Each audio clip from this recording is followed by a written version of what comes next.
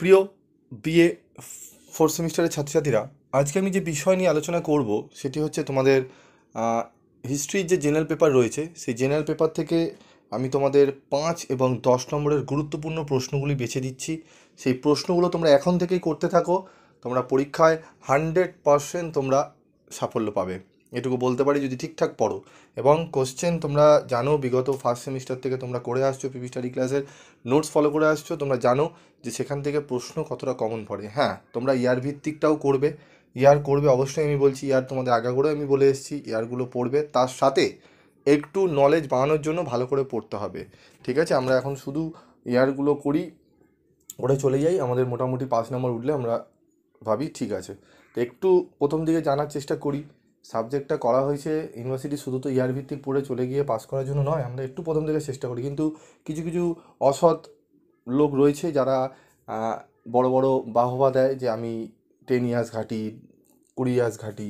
ঠিক আছে, পড়াশোনা করার জন্য এত ঘাটার দরকার পড়ে না, জাস্ট সিলেবাসটা ইউনিভার্সিটি যেটা করেছে সেটাকে একটু অ্যানালাইজ করলে, ভালো করে পড়লেই তোমাদের কাজ হয়ে যায়। ঠিক আছে, তো সেরকমই আমি তোমাদের প্রশ্নগুলো দেবো, যেরকম থার্ড সেমিস্টারে তোমরা হিস্ট্রিতে দেখবে তোমরা 200% কোশ্চেন কিন্তু কমন পেয়েছো।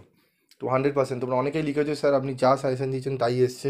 ঠিক আছে, তো এবারেও আমি তোমাদের বলছি যে প্রশ্নগুলো দিচ্ছি এই প্রশ্নগুলো ভালো করে রেডি করো। ঠিক আছে, এবং আজে বাজে পোস্টের দিকে কোনো নজর দিও না।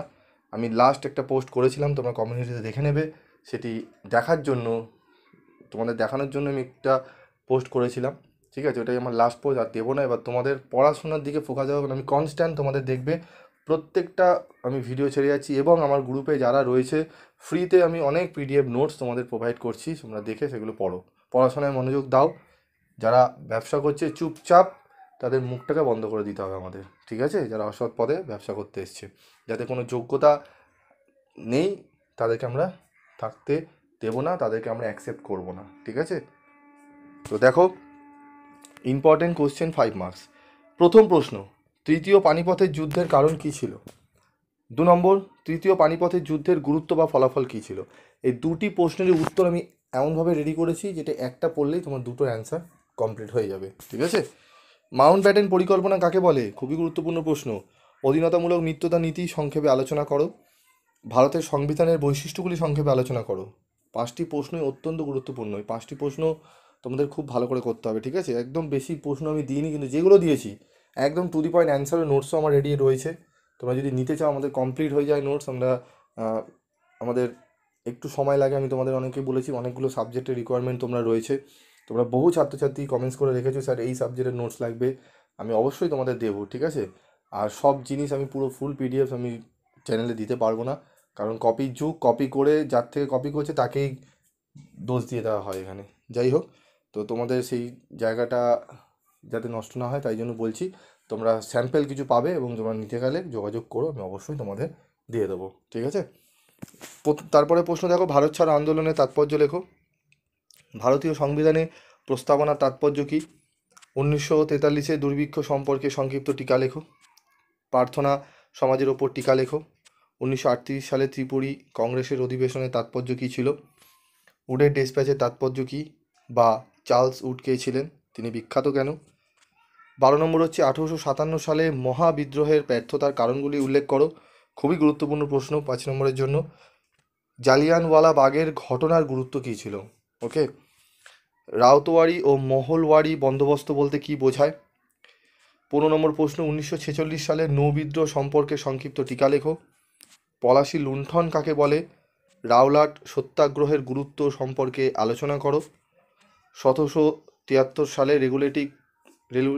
রেগুলেটিং অ্যাক্টের গুরুত্ব পর্যালোচনা করো। বাংলায় কে এবং কেন দ্বৈত শাসন প্রবর্তন করেন? এই যে 19টি প্রশ্ন দিলাম, তোমরা বলবে স্যার অনেক প্রশ্ন হয়ে যাচ্ছে, কিন্তু তোমরা ভেবে দেখবে এই যে 19টি প্রশ্ন দিলাম এর বাইরে তোমাদের প্রশ্ন আসার সম্ভাবনা খুবই কম। এই যে 19টি প্রশ্ন যদি এখন থেকে তোমরা পড়ো, 2 থেকে আড়াই মাসের মধ্যে, 3 মাসের মধ্যে তোমাদের অনায়াসে কমপ্লিট হয়ে যাবে। ঠিক আছে, এবং নোট যদি ঠিকঠাক থাকে, কিছু কিছু দেখবে নোটস থাকবে কোনো ঠিক ঠিকানা নেই। ঠিক আছে, স্ক্যাম করে অনেকে বেড়াচ্ছে, অনেক ছাত্রছাত্রী বলেছে স্যার আমি টাকা দিয়েছি এমন নোটস পেয়েছি যেগুলো পড়ে আমার সাবলি একদম অনিবার্য। শুনতে খুব খারাপ লাগে, অনেক মিডিওকার স্টুডেন্ট পড়ে, তারা 400 টাকা 500 টাকা দিয়ে নোটস কিনে যদি সে বলে এসে স্যার সাবলি পাবো, কিছু বুঝতে পারছি না, তাকে উত্তরও দেওয়া না হয় না, ফোন করলে কল ধরা হয় না, ঠিক আছে? তো খুব খারাপ লাগে সেগুলো শুনলে। যাই হোক, আমি কারো কন্ট্রোভার্সিতে যাব না। আমি তোমাদের একটাই কথা বলবো, চোখ কান খোলা রাখবে, যার থেকে তুমি সুবিধা পাবে তার থেকে নেবে। এমন বলছি না যে পিভি স্টাডি ক্লাসই সেরা, পিভি স্টাডি ক্লাস ছাড়া আর কেউ কিছু জানে না, পিভি স্টাডি ক্লাসই সব কিছু জানে, তা নয়। অনেক টিচার আছে ভালো ভালো, ঠিক আছে? তার থেকে যোগাযোগ করে তোমরা ভালো করে যে সঠিক তার হাত ধরো, ঠিক আছে? অসৎ লোকের হাত ধরবে, ঠকবে। তাই এটা বলবো, ঠিক আছে? ভালো করে যাচাই করে তবেই নেবে।